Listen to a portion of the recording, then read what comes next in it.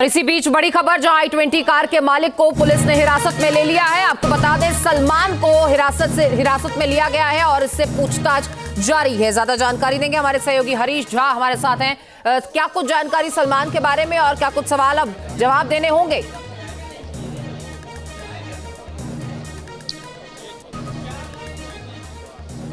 जी देखिए, बिल्कुल अगर बात करें तो हरियाणा से सलमान को गिरफ्तार किया गया है, कस्टडी में लिया गया और साथ साथ दिल्ली पुलिस की एक टीम और स्पेशल सेल की एक टीम जो है वो हरियाणा रवाना हो गई है। साथ में जो सलमान की तरफ से अभी तक जानकारी दी गई है उसके अनुसार उसने 1 साल पहले ओखला में किसी व्यक्ति को ये बेच दी थी गाड़ी, और अब ये पता करने की कोशिश की जा रही है कि आखिर कौन सा वो व्यक्ति था जिसको ये गाड़ी बेची गई थी और साथ ही किस तरीके से उसमें उसका लिंक है। तो ये तमाम बातों को लेकर अब सलमान से लगातार पूछताछ की जा रही है। उसको कस्टडी में लिया गया है यहाँ पर हरियाणा पुलिस की तरफ से और यहां से टीमें जो हैं वो निकल गई हैं। उससे पहले हम एक बात और आपको बता दें, यहां पर एनएसजी की टीम कई उपकरणों के साथ जो है वो पहुंची है यहां पर, जिससे ये पता किया जा सकेगा कि आखिर ये किस तरीके का ब्लास्ट था। एनएसजी की टीम अभी यहां पर कुछ उपकरण को लेकर अंदर पहुंची है, जिससे ये पता किया जा सकेगा कि आखिर ये किस तरीके का ब्लास्ट रहा था। क्या आईईडी ब्लास्ट ही था, क्या जो नए तरीके का ब्लास्ट जो ये लगातार पता चल रहा है कि एक नया ब्लास्ट जो है वो देखने को मिला है, उसको लेकर लगातार जानकारी इकट्ठा करने की कोशिश की जा रही है। एनएसजी की टीम यहां पर पहुंची है कई उपकरणों के साथ, एफएसएल की टीम मदद कर रही है साथ में, ताकि सबूतों को इकट्ठा किया जाए। इस पूरे मामले को लेकर लगातार अब यहां पर अगर बात करें तो तमाम एजेंसियां मिलकर जो है वो जांच करती हुई नजर आ रही है। लेकिन हरीश, जो सबसे अहम कड़ी है वो ये कार है कि ये कार अगर सलमान के, जैसा कि कह रहे हैं कि सलमान ने किसी ओखला वाले शख्स को बेच दी थी, आखिर ये कार किसके नाम पे दर्ज थी, ये कार यहाँ कैसे पहुंची, कार में क्या कुछ था, कितने लोग मौजूद थे, यानी सबसे अहम कड़ी ये कार बन गई और जांच भी इसी के इर्द गिर्द घूम रही है।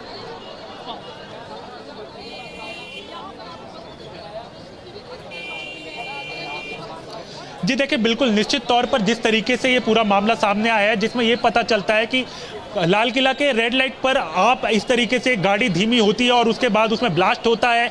i20 वो गाड़ी जो है वो सामने आती है और उसके बाद अगर हम बात करें तो उसकी पूछताछ की जाती है, क्योंकि परखच्चे जो है पूरी तरीके से नंबर प्लेट के भी उड़ गए थे। तो पुलिस इकट्ठा करती है उस नंबर प्लेट को और अब जो जानकारी सामने आ रही है कि वो सलमान नाम के व्यक्ति के नाम पर जो है वो गाड़ी रजिस्टर्ड है और उसकी तरफ से ये कहा जा रहा है कि उसने 1 साल पहले ही ओखला में ये बेच दी थी। तो जिससे कई सवाल खड़े होते हैं, क्या गाड़ी ट्रांसफर नहीं की गई थी, नाम ट्रांसफर नहीं किया गया था? ये तमाम चीजों को लेकर लगातार पूछताछ जो है पुलिस कर रही है। क्या इसमें सलमान की भी इन्वॉल्वमेंट है, कौन व्यक्ति वो गाड़ी चला रहा था, कितने लोग इसमें मौजूद थे, किस तरीके के लिए ब्लास्ट का इस्तेमाल किया गया? तो इन तमाम बातों को लेकर कई चीजें, कई अहम पूछताछ की कड़ियां जो है इसमें शामिल होंगी, जिसमें आप देखें तमाम एजेंसियां मिलकर अब इसमें पूछताछ कर रही है। तमाम एजेंसियां मिलकर अब इस मामले की जांच कर रही है।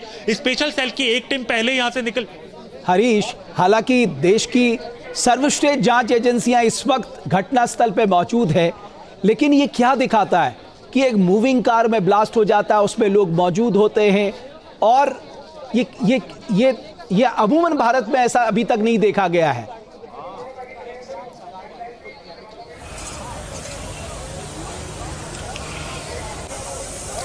देखिए, निश्चित तौर पे जिस तरीके से ये धमाका हुआ, तो अमूमन जब आईईडी ब्लास्ट होता है, जो अमूमन हम देखते हैं अलग अलग इलाकों में जब होता है, तो वहां पर गड्ढा सबसे पहले होता है। तो इस बार वो गड्ढा देखने को नहीं मिला।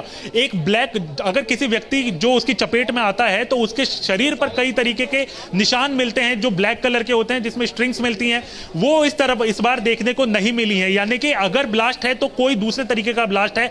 इसीलिए ये तमाम उपकरणों के साथ यहाँ पर एनएसजी पहुंची है, जिसमें कई अहम चीजें मौजूद होंगी। साथ में अगर हम बात करें, एफएसएल की टीम को इसलिए सबसे पहले यहां पर बुलाया गया था ताकि किसी भी तरीके से सबूतों को इकट्ठा किया जाए और उसमें तमाम जो चीजें शुरुआती तौर पर पता चल सकती हैं उनको पता किया जाए। तमाम सीसीटीवी की मदद ली जा रही है, क्योंकि ये इलाका ऐसा है जो कि संवेदनशील है। लगातार लोग यहां पर पहुंचते हैं, हजारों की संख्या में लोग हमेशा यहां रहते हैं। तो सीसीटीवी बहुत अहम कड़ी है इस पूरे मामले की। लाल किला के ठीक पास ये हमला होता है, चांदनी चौक के चौराहे पे ये हमला होता है। तो ऐसे में कई सवाल भी खड़े होते हैं, क्या इसकी पहले ही सुनियोजित तरीके से तैयारी की जा रही थी? क्योंकि आज ही सुबह हरियाणा के ही फरीदाबाद से ये तमाम मामला सामने आता है। बिल्कुल हरीश, जाहिर है तो सलमान की ओर से बयान आया है कि 1 साल पहले उसने ये कार बेच दी थी। बहरहाल ये कार बहुत महत्वपूर्ण साक्ष्य है और किस तरह से इस कार का इस्तेमाल हुआ, आखिर इस कार में कितने लोग बैठे हुए थे, किस तरह के विस्फोटक का इस्तेमाल हुआ है, और विशाल, गृह मंत्री अमित शाह से ये पूछा गया कि साहब क्या ये आतंकी घटना है, तो उन्होंने इसको खारिज नहीं किया है। तो जाहिर है जांच तो इसी एंगल से हो रही है। माफ कीजिएगा मोहित।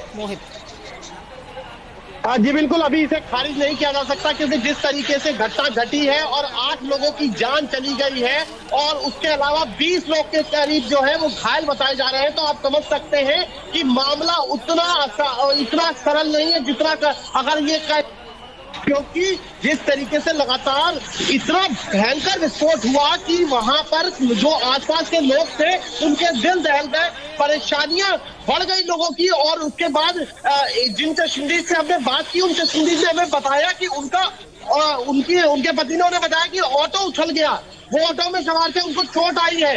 इस वक्त भी दिल्ली को छापेमारी गई है और मोहित, मैं दोबारा आपके पास लौटूंगा, लेकिन अमृता आप देखिए ना कि आज सोमवार का दिन, गौरी शंकर मंदिर में भीड़, इस शादी का सीजन आने वाला है, बड़े पैमाने पे चांदनी चौक पे लोग खरीदारी करने आते हैं, लाल किला देखने के लिए लोग बड़े पैमाने पे टूरिस्ट लोग वहाँ पर आते हैं। इसके अलावा वहाँ पर जैन मंदिर है, वहाँ पर गुरुद्वारा है, वहाँ पर मस्जिद है, और अमूमन उस जगह को अगर आप देखेंगे वो अमूमन भीड़ वहाँ पर रहती है। तो आप देखिए कि जिस तरह से समय चुना गया है, जिस तरह से जगह चुनी गई है और जिस बड़े पैमाने पे जिस इंटेंसिटी में ब्लास्ट हुआ है, जो हमारे सहयोगी कह रहे थे ये कोई सामान्य बात नहीं है। और इसीलिए जब ये सामान्य बात नहीं है, इसीलिए देश की सर्वश्रेष्ठ एजेंसियां, यानी तमाम बड़ी एजेंसियां जो एफएसएल के बड़े आला अधिकारी हैं, वो सब इस वक्त ग्राउंड जीरो में मौजूद है। गृह मंत्री का खुद ग्राउंड जीरो में जाना ये दर्शाता है कि ये कोई बड़ी घटना हुई है जिसके बारे में थोड़ी देर में या कुछ घंटों में पुलिस स्पष्ट तौर पे बता पाएगी क्या ये आतंकी हमला था, क्या ये फिदाइन हमला था, क्या कुछ अलग तरीके के विस्फोटक का इस्तेमाल किया गया था, कुछ और जगहों को दहलाने की साजिश थी, कौन लोग इसके सूत्रधार थे, कौन इसके साजिश करता थे, कौन इस गाड़ी में सवार थे, किसके नाम ये गाड़ी थी, ओखला का वो कौन शख्स था जिसके नाम पे ये गाड़ी की गई थी। ये सारे सवालों के जवाब जो है वो दिल्ली पुलिस को देने हैं, लेकिन ये राष्ट्र के सामने एक सबसे बड़ी चुनौती ये है कि कैसे ये लोग इस पूरे घटनाक्रम को, इस पूरे ब्लास्ट को अंजाम देने में कामयाब रहे।